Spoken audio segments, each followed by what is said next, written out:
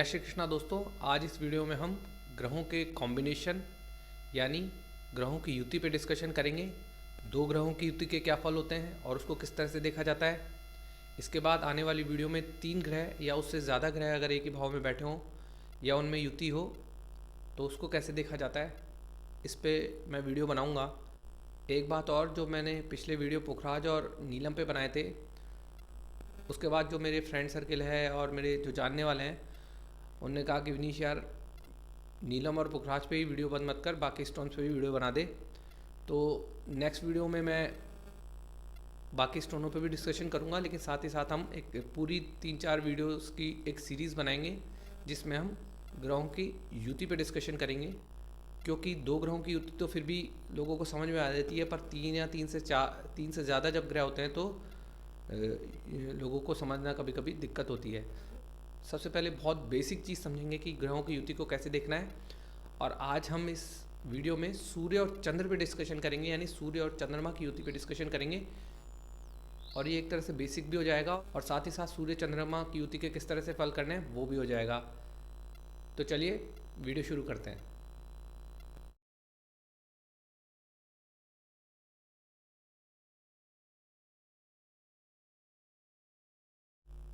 तो देखिए दोस्तों, सबसे पहले कोई भी ग्रह, 2 ग्रह अगर युति में है तो फर्स्ट काम आप ये कीजिए कि उनके जो नेचुरल कारकत्व हैं, मतलब नैसर्गिक कारकत्व, जैसे कि यहाँ हम डिस्कशन करेंगे सूर्य चंद्रमा, तो हम सबसे पहले इनके नैसर्गिक गुण एस्ट्रोलॉजी में क्या क्या चीज़ सिग्निफाई करते हैं उसके ऊपर थोड़ा सा ध्यान देंगे।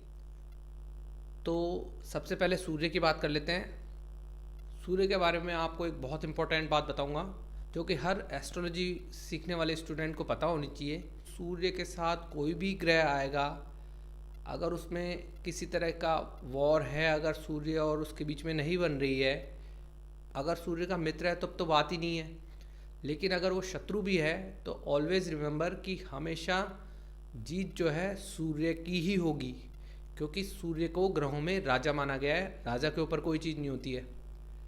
अब सबसे बड़ी बात कि शनि, राहु और केतु थोड़ा सा सूर्य पे गलत इम्पैक्ट डालते हैं, जिसमें से राहु और केतु सूर्य पर ग्रहण लगाते हैं और शनि जो है अगर अपनी दृष्टि सूर्य पे डालता है तो वो भी अच्छा नहीं बताया गया है।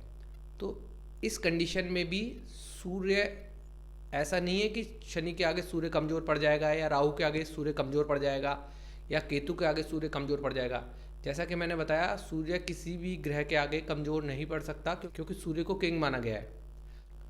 यहाँ इन तीनों के साथ होगा क्या कि आप ये समझिए कि जैसे सूर्य के साथ राहु है तो ग्रहण हो गया, तो सूर्य है राजा ही, आज भी आप दूसरे ग्रह को उससे दबना पड़ेगा। इस कंडीशन में भी दूसरे ग्रह को सूर्य से दबना पड़ेगा।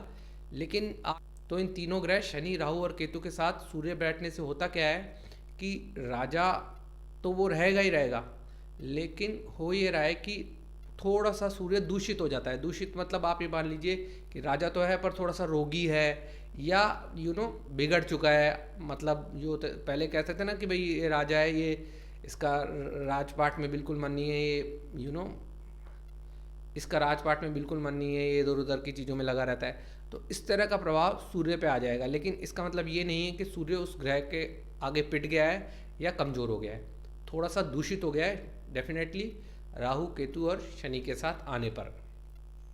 और बाकी ग्रहों में अगर मित्रता है तो बढ़िया फल देगा ही। तो सबसे पहले ये जान लीजिए कि सूर्य किन किन चीज़ों को डिनोट कर रहा है। सूर्य राजा है, सूर्य पिता है, सूर्य मान प्रतिष्ठा है, सूर्य सरकारी नौकरी से आय है, सूर्य सरकार है, गवर्नमेंट है, सूर्य सरकार है, गवर्नमेंट है। तो ये मोटा मोटे तौर पे मैंने आपको बताया कि सूर्य क्या है। भृगुनंदी नाड़ी में सूर्य को फर्स्ट चाइल्ड का भी कारक बताया गया है। वहीं चंद्रमा क्या है? चंद्रमा मन है, चंद्रमा को आप रानी भी बताया गया है, चंद्रमा माता का भी कारक है। चंद्रमा एक फास्ट मूविंग प्लेनेट भी है, मतलब जो जहाँ जल्दी जल्दी चीज़ें हो रही है तो उसमें भी चंद्रमा का रोल आ जाता है। तो अब सूर्य और चंद्रमा अगर साथ बैठे हैं तो ये समझ लीजिए आप कि राजा रानी साथ में बैठे हैं, तो आप सोच ही सकते हैं कि एक अच्छा कॉम्बिनेशन तो है ही ये।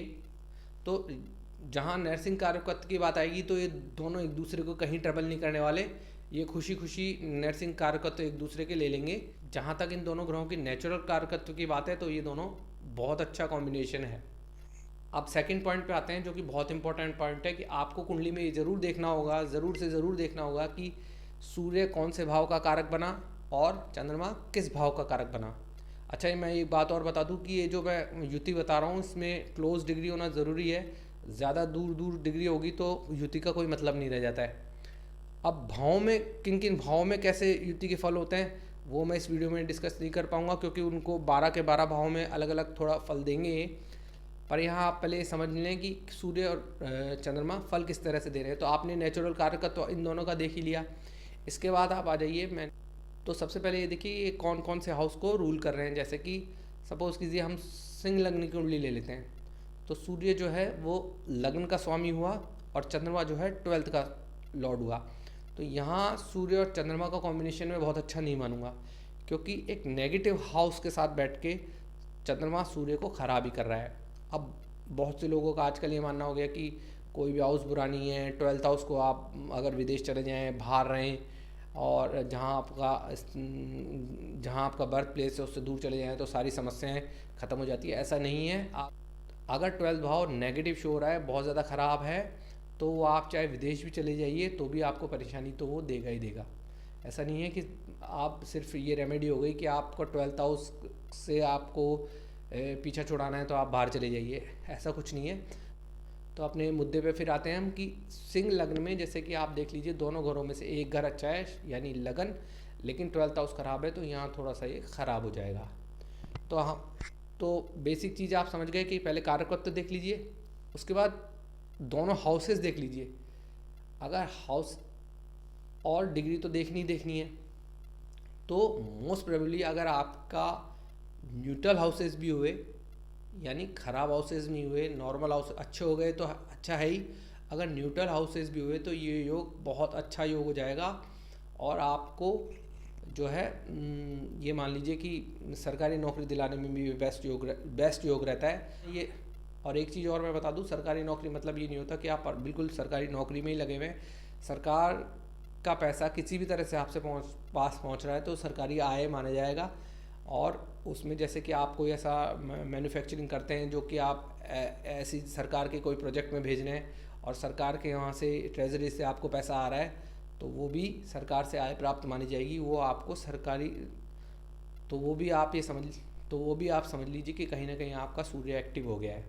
इसके बाद आप कमेंट करके मुझसे पूछ सकते हैं, व्हाट्सएप पे पूछ सकते हैं डायरेक्ट, कोई भी क्वेश्चन आपको इससे रिलेटेड आपके दिमाग में आ रहा है, क्योंकि बहुत सी चीज़ें होती हैं जो वीडियो बनाते समय मेरे दिमाग में नहीं आती, पर आप कमेंट करके पूछिए। कोई भी कंसेप्ट आपको सूर्य चंद्रमा की युति से रिलेटेड पूछना है तो ज़रूर पूछेगा। और भाव वाइज इस पर एक अलग वीडियो करेंगे जिसमें एक एक भाव में कैसे फल देता है, तो इस पे और डिटेल डिस्कशन कर लेंगे। थोड़ा मैंने आपको बताने की कोशिश की इस वीडियो में कि सिंपल 2 युति को आपको किस तरह से देखना है। ये एक बहुत सिंपल फंडा था, जो ज्योतिष के जानकार हैं उनको समझ में भी आ गई होगी। तो चलिए इसी तरह से दो ग्रह, उसके बाद 3 ग्रह, और उसके बाद क्योंकि 3 ग्रह में थोड़ा सा कंसेप्ट चेंज हो जाएगा, क्योंकि 3 और 4 ग्रह का जो कंसेप्ट है वो थोड़ा टिपिकल हो जाएगा इसके मुकाबले में, तो उस पर भी डिस्कशन चलता रहेगा। साथ ही साथ मैंने जैसे कि आपको बताया कि मेरे जो परिचित हैं उनका कहना है कि विनीश बाकी स्टोन पे भी वीडियो बना दे, तो उन स्टोन वाले वीडियो भी मैं तो और ग्रहों के स्टोन पे भी नेक्स्ट वीडियो में डिस्कशन करेंगे। तो इस वीडियो को यहीं कंक्लूड करते हैं। Thanks for watching this video. धन्यवाद।